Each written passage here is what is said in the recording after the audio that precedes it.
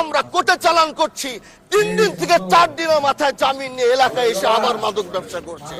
এজন্য মাননীয় আইনমন্ত্রীকে বলবো, আপনি এই ইয়াবা গাঁজা যেই বড় বড় নেশাগুলো আমাদের দেশে বেশি সচরাচর চলছে, এই বিষয়ে আইনটাকে আরেকটু মজবুত যদি করবেন।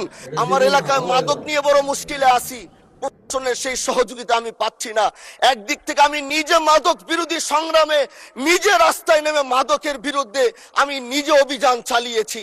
এবার তাদেরকে একদিক থেকে ধরে যখন প্রশাসনের কাছে ইয়াবা সহ গাঁজা সহ দেওয়া হয়, তখন তারা একদিক থেকে আসে কোর্টে চালান করে দেয়।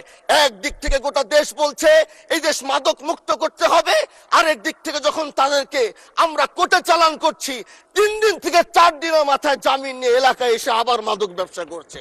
এই জন্য মাননীয় আইনমন্ত্রীকে বলবো, আপনি এই ইয়াবা গাঁজা যেই বড় বড় নেশাগুলো আমাদের দেশে বেশি সচরাচর চলছে, এই বিষয়ে আইনটাকে আরেকটু মজবুত যদি করবেন, তাহলে আমরা মনে করব আমরা এই দেশ আর এই সমাজটাকে আমরা হয়তো আগামীর বাংলাদেশ, আগামীর যারা যুবক, মাননীয় স্পিকার আপনার খারাপ লাগবে, যুবকগুলো গ্রামের তারা ধ্বংস হয়ে যাচ্ছে।